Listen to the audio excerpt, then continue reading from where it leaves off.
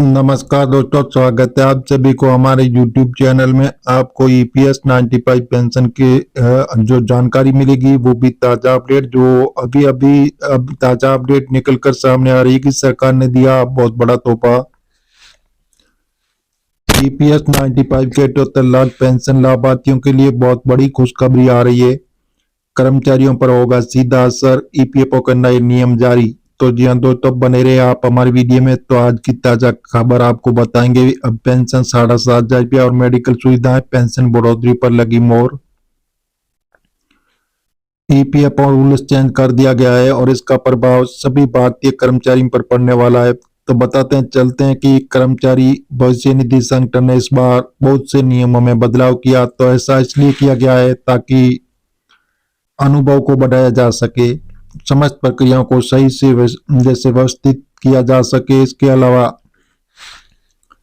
कर्मचारी और एम्प्लॉयर के बीच पारदर्शिता को सुधारा जा सके। तो जी हाँ दोस्तों, इस प्रकार वित्त मंत्री का बड़ा ऐलान भी हो चुका है। नए साल का तोहफा पेंशन बढ़ोतरी को लेकर खुशखबरी आ रही है। तो बनी सहमति बढ़ोतरी पर। तो अगर आप एक निजी या सरकारी विभाग में काम करने वाले व्यक्ति हैं तो आपको हमारा आज ये वीडियो जरूर देखना चाहिए। हम आपको बताएंगे कि कर्मचारी भविष्य निधि संगठन यानी EPFO से कौन कौन से नए रूल बनाए। इसके अलावा हम आपको इसके संबंध में और भी अन्य जानकारी देंगे जो आपके काफी काम आएगी। यदि आप एक ऐसा व्यक्ति है जो किसी प्राइवेट सेक्टर में काम करते हैं तो आपका प्रति महीने PF अकाउंट में पैसा अवश्य जमा होता होगा। तो जानकारी के लिए बता दें कि नए साल की शुरुआत होते ही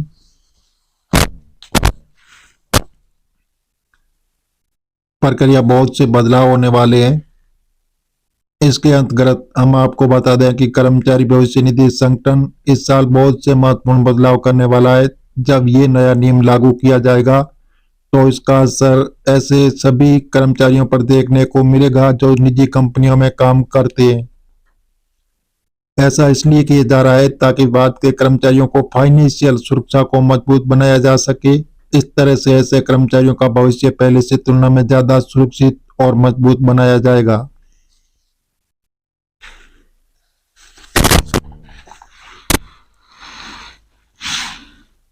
इतना ही नहीं, सब कर्मचारी का रिटायरमेंट भी सुनिश्चित किया जाएगा। EPFO और रूल्स चेंज के तहत ATM कार्ड, ऐसी खबरें मिली कि EPFO की तरफ से ATM कार्ड को जारी किया जाएगा। इस प्रकार से सदस्य ATM कार्ड की मदद से 24 घंटे पैसे निकालने की सुविधा प्राप्त कर पाएंगे। देखा जाए तो कर्मचारियों के लिए सेवा को लाया गया है ताकि इन्हें पैसे की आवश्यकता पड़ने पर किसी प्रकार की समस्या न होने। बताते चलें कि अभी रिपोर्ट्स के अनुसार ऐसी जानकारी मिल रही है कि EPFO के द्वारा ATM से PF का पैसा निकालने की सुविधा दी जाएगी। इसको लेकर कहा जा रहा है कि अगले वित्तीय वर्ष के समय इस सेवा को लागू कर दिया जाएगा। EPFO और रूल्स चेंज के द्वारा कर्मचारी की अंशदान सीमा, रिपोर्ट के अनुसार ये भी कहा जा रहा है कि कर्मचारियों की EPF अंशदान सीमा को भी खत्म कर दिया जाएगा। बताते चले कि मौजूदा समय में कर्मचारी प्रति महीने अपनी बेसिक सैलरी का तकरीबन 12% EPF खाते में जमा कर देते हैं। इस तरह से अब EPFO के द्वारा यह विचार किया जा रहा है कि अब 15,000 रुपये का इस्तेमाल करने के बजाय सभी सरकारी कर्मचारियों को अपनी वास्तविक सैलरी के अनुसार ही अंशदान करना होगा।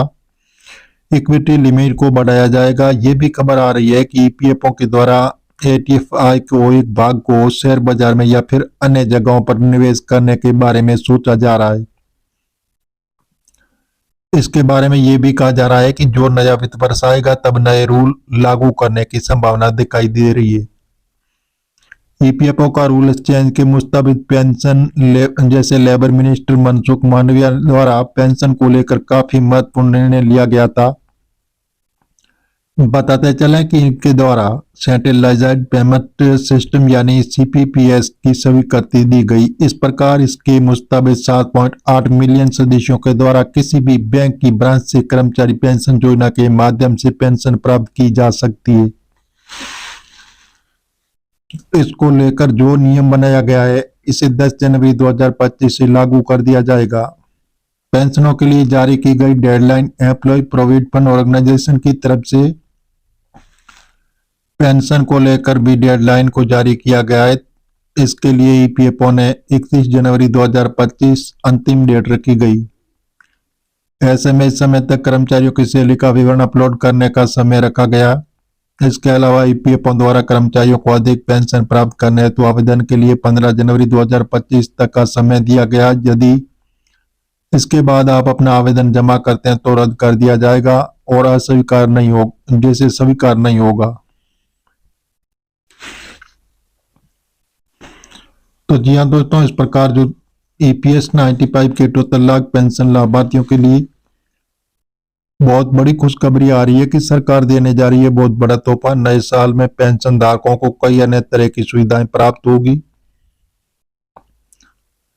बताया जा रहा है कि आप अपने अकाउंट से एक आसान तरीके से पैसा भी निकाल पाओगे और कहीं और किसी भी जगह आप पैसे निकाल सकते हैं।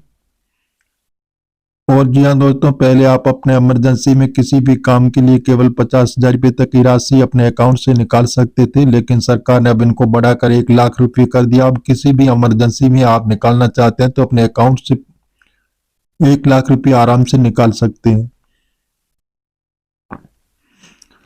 तो जी हाँ दोस्तों, इस प्रकार बताया जा रहा है कि जो ईपीएस 95 के 78 लाख पेंशन लाभार्थियों को नए साल में सरकार बहुत ही बड़ा तोहफा देने की विचार विमर्श किया जा रहा है कि आने वाले दिनों में पेंशन धारक होंगे माला माल। जो उनको मिनिमम पेंशन राशि 1,000 रुपये मिल रही है तो सरकार इसको बढ़ाकर 7,500 प्लस डीए करने जा रही है। साथ में उसको मुफ्त मेडिकल सुविधाएं देगी। जो सरकार ने ईपीएस 95 के पेंशन धारकों को स्वास्थ्य देखभाल के लिए मुफ्त मेडिकल सुविधाएं भी उपलब्ध कराएगी। तो जी हाँ दोस्तों, इस प्रकार ईपीएस 95 के 78 लाख पेंशन लाभार्थियों को सरकार ईपीएस 95 के पेंशन धारक बहुत लंबे वक्त से जो मांग कर रहे थे वो मांगे जल्दी पूरी होने वाली है। बताया जा रहा है कि सरकार ईपीएस 95 के दायरे को और भी आगे बढ़ाना चाहती है और भी इस दायरे को आगे बढ़ाकर लोगों को जोड़ना चाहती है। इसलिए सरकार ईपीएस 95 के पेंशन धारक है उनको बहुत ही अच्छा फायदा देगी।